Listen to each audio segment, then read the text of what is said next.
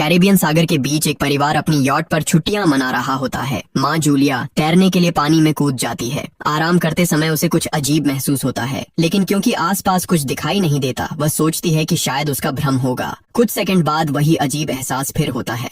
इस बार भी कुछ नजर नहीं आता, लेकिन अब वह घबरा जाती है और यॉट की तरफ तैरना शुरू करती है। तभी अचानक कोई उसकी टांग खींचने लगता है और वह मदद के लिए जोर जोर से चिल्लाने लगती है। उसकी बेटी कैसी हेडफोन लगाकर म्यूजिक सुन रही होती है, इसलिए उसे कुछ सुनाई नहीं देता। पति टॉम और बेटा बेन मछली पकड़ने में व्यस्त होते हैं। जूलिया पानी के ऊपर टिकने की कोशिश करती है, लेकिन मुंह में पानी जाने की वजह से चिल्लाना मुश्किल हो जाता है। थोड़ी देर बाद टॉम को एहसास होता है कि काफी देर से उसने जूलिया को नहीं देखा। वह यॉट पर उसे ढूंढता है और फिर अपनी पत्नी को खतरे में देख लेता है। वह बच्चों को बुलाता है, यॉट को उस तरफ ले जाता है और पानी में कूद जाता है। जल्दी से जूलिया तक पहुंचकर उसे संभालता है और यॉट की ओर तैरता है। बच्चे दोनों को ऊपर खींच लेते हैं। परिवार जूलिया को संभालता है, लेकिन जूलिया खुद को समझाती है कि शायद लहरों की वजह से ऐसा हुआ होगा। रात को सब मिलकर बेन का जन्मदिन मनाते हैं। कैसी को उसके बॉयफ्रेंड का कॉल आता है, तो वह लैपटॉप लेकर बाहर चली जाती है। वीडियो कॉल में उसका बॉयफ्रेंड दिखाता है कि शहर के ऊपर बड़े बड़े काले बादल छा गए हैं। कॉल ग्लिच होकर फ्रीज हो जाती है।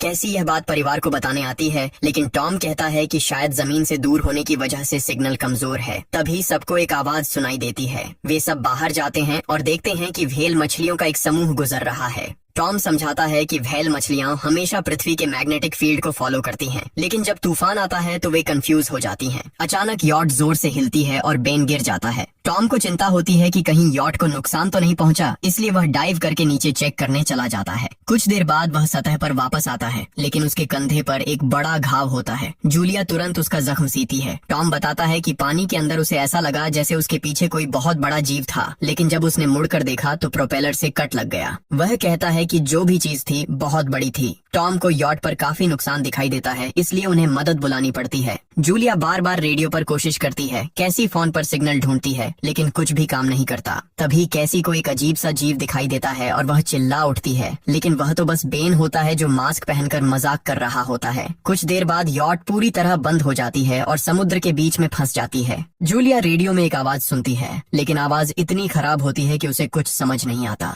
टॉम परिवार को बताता है कि उनके पास सिर्फ 4 दिन का खाना पानी बचा है और अब उन्हें किसी मछली पकड़ने वाली नाव का इंतजार करना होगा। अचानक रडार पर कुछ डिटेक्ट होता है और परिवार को एक अजीब सी आवाज सुनाई देती है। सब दौड़कर बाहर आते हैं और हैरानी से देखते हैं कि कई सारे उल्कापिंड जमीन पर गिर रहे हैं।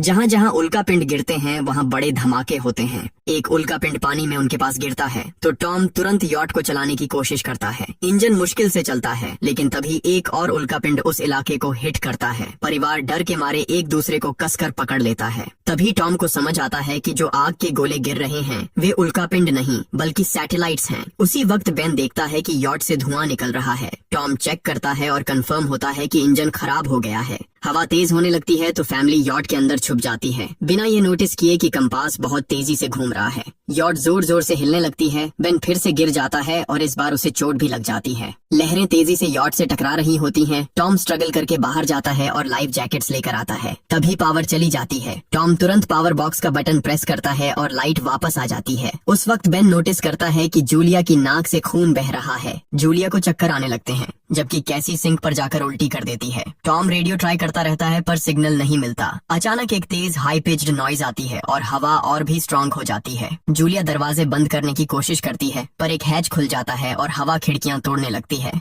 टॉम एक फ्लेयर जलाता है और थोड़ी देर बाद अंधेरा छा जाता है।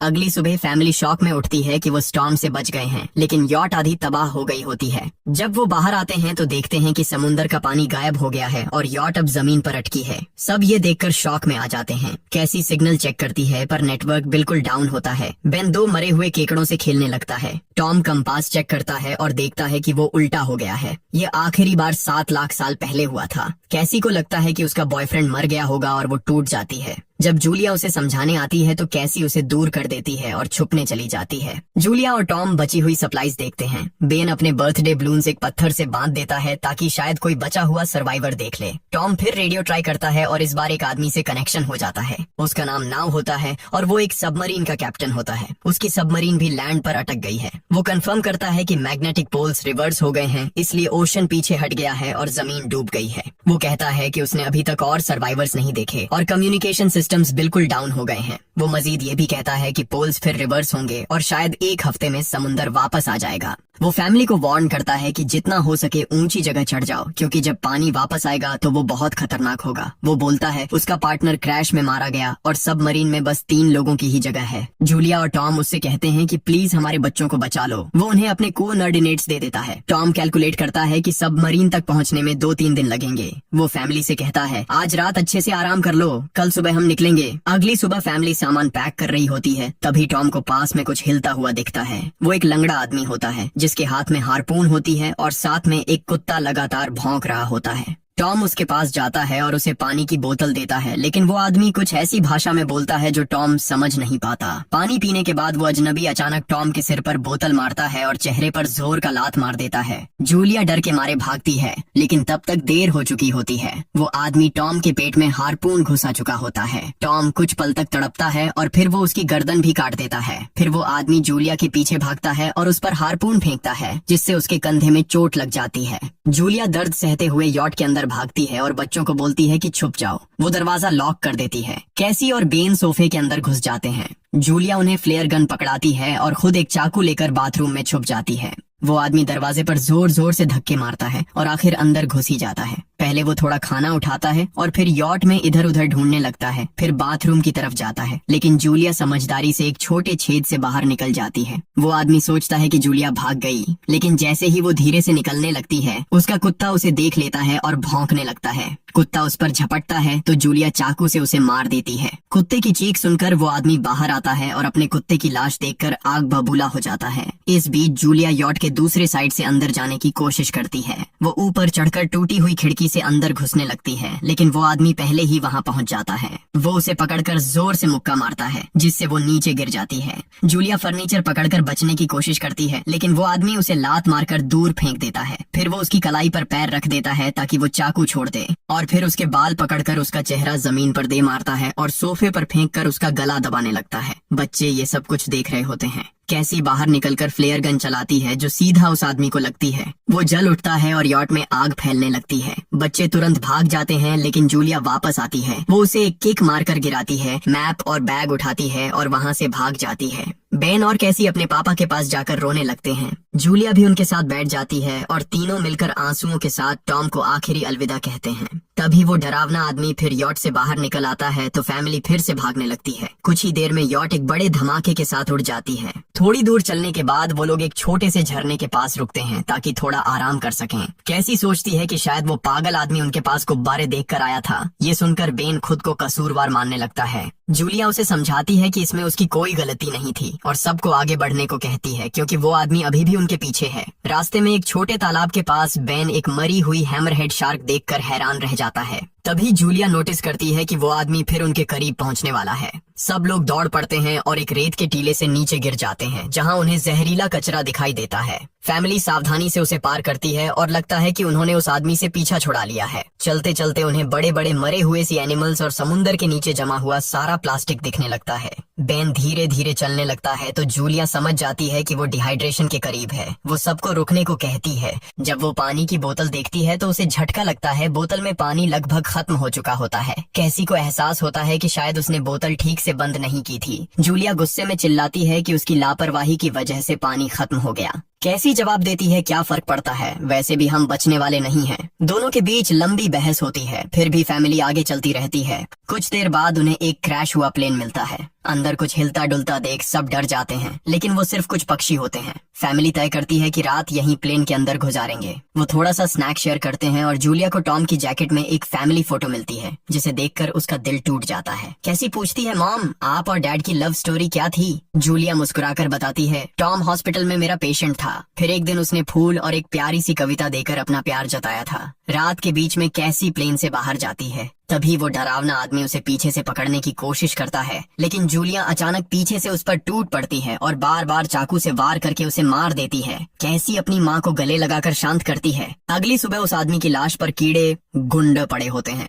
फैमिली नोटिस करती है कि उसके शरीर पर कई काटने के निशान हैं, मतलब इस एरिया में कोई खतरनाक जीव छिपा हुआ है। जैसे ही वो लोग वहाँ से निकलते हैं, केकड़े उसके मुंह से बाहर निकल आते हैं। कुछ घंटों बाद जूलिया और कैसी मैप देख रही होती हैं, लेकिन बेन धीरे से आगे निकल जाता है। जूलिया चिल्ला चिल्लाती है, रुक जाओ, लेकिन बेन एक तालाब में झुककर पानी पीने लगता है। जूलिया तुरंत उसे खींचकर बाहर निकालती है और समझाती है कि अनजान पानी उसे बीमार कर सकता है। धूप बहुत तेज हो जाती है तो फैमिली अपने सिर कपड़ों से ढक लेती है। बेन को चक्कर आने लगते हैं। तभी उन्हें कुछ पुराने कुर्सियां मिलती हैं और जूलिया कैसी उनसे एक टेम्पररी शेल्टर बना लेती हैं। जूलिया बेन को इंजेक्शन लगाती है और तय करती है कि वो रात वहीं बिताएंगे। सुबह जूलिया एक अजीब सी आवाज सुनकर उठती है।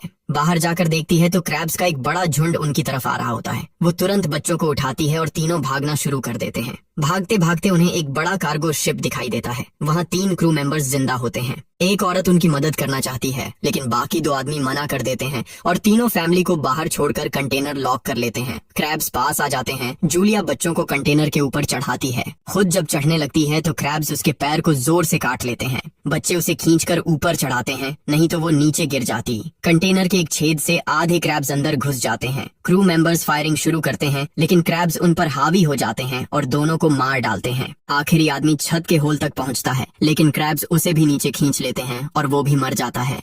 जूलिया अपने जख्म पर पट्टी बांधती है और बेहोश हो जाती है। कुछ देर बाद जब वो उठती है तो खुद को रेत के तूफान के बीच अकेली पाती है। वो घबराकर बच्चों को ढूंढने लगती है।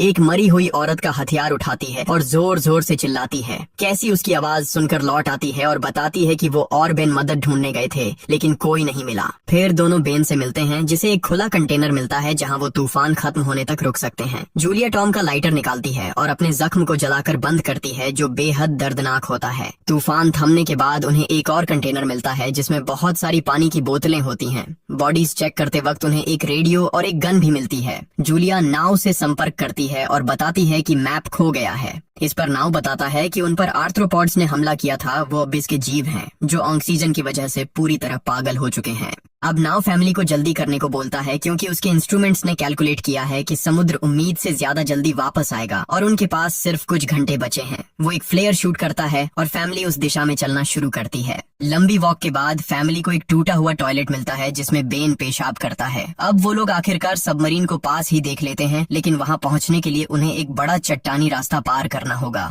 जैसे ही वो रास्ते से गुजरते हैं दीवारें हिलने लगती हैं और पत्थर गिरने लगते हैं जिससे एक भयानक रॉक स्लाइड हो जाता है। जूलिया तुरंत अपने बच्चों को साइड में धक्का देती है और खुद भी पीछे हट जाती है ताकि कुचली न जाए। अब एक पत्थर की दीवार उनके बीच आ गई है। जूलिया बच्चों से कहती है कि वो बिना उसके आगे बढ़ जाए लेकिन कैसी मना करती है और जोर देती है कि उसकी माँ को चढ़ने की कोशिश करनी चाहिए। बहुत बहस होती है और चिल्लाने के बाद जूलिया वादा करती है कि वो बाद में अपने बच्चों को ढूंढ लेगी। मजबूर होकर कैसी अपने भाई को खींचकर आगे ले जाती है। बच्चे चट्टानी रास्ता चढ़कर सबमरीन की तरफ भागते हैं लेकिन वहां पहुंचकर देखते हैं कि नाव बाहर खून में लथपथ पड़ा है। वो समझाता है कि उसके लिए सब खत्म हो गया है और अब बच्चे सबमरीन ले सकते हैं। ये सोचकर कि एक एक्स्ट्रा जगह होगी कैसी वापस अपनी माँ को ढूंढने भागती है। तभी जूलिया केकड़ों को आता देखती है और वो फायरिंग शुरू कर देती है। कुछ केकड़ों को वो मार देती है लेकिन झुंड बहुत बड़ा होता है और सबसे लड़ना मुश्किल हो जाता है। उसी वक्त कैसी दीवार के ऊपर दिखाई देती है और हाथ आगे बढ़ाती है तो जूलिया अपने घायल पैर के बावजूद तेजी से चढ़ना शुरू करती है। कैसी की मदद से वो दूसरी तरफ पहुंच जाती है और दोनों साथ में सबमरीन की तरफ भागते हैं। बेन पहले से ही ऊपर खड़ा होता है और फायर खोल देता है ताकि केकड़े डिस्टर्ब रहें जब तक फैमिली ऊपर चढ़ जाए। केकड़े नाव के शरीर तक पहुंचते ही तुरंत उसे खाने लग जाते हैं। जूलिया गन उठाती है और फायरिंग जारी रखती है जब तक बच्चे अंदर चले जाएं। जब वो सुरक्षित हो जाते हैं जूलिया समझती है कि गोलियां खत्म हो गई हैं तो वो गन केकड़ों पर फेंक देती है और अपने बच्चों के साथ अंदर चली जाती है। फैमिली हैच को अच्छे से लॉक करती है और खिड़की से केकड़ों को सबमरीन के चारों तरफ देखती है। इसी वक्त समुद्र वापस आ जाता है तो तीनों तुरंत अपनी सीटों पर बैठकर बेल्ट पहन लेते हैं और एक दूसरे का हाथ पकड़ लेते हैं। तेज लहरें सबमरीन को जोर जोर से इधर उधर फेंकना शुरू कर देती हैं, जिससे जूलिया को पूरी जर्नी के विजन दिखने लगते हैं और कैसी उल्टी कर देती है। जल्दी ही वो हाई पिच आवाज वापस आती है और फैमिली बेहोश हो जाती है। कुछ देर बाद जूलिया और बच्चे होश में आते हैं और खुद को जिंदा देखकर खुश होते हैं। वो हैच अनलॉक करके बाहर निकलते हैं और देखते हैं कि लहरों ने सबमरीन को एक तबाह शहर में गिरा दिया है। यानी अब जिंदा रहने और नया जीवन शुरू करने की उम्मीद है। और यहीं पर फिल्म खत्म होती है। चैनल को सब्सक्राइब करना न भूलें और बेल आइकन जरूर दबाएं ताकि आपको ऐसे ही मजेदार वीडियो मिलते रहें। देखने के लिए धन्यवाद।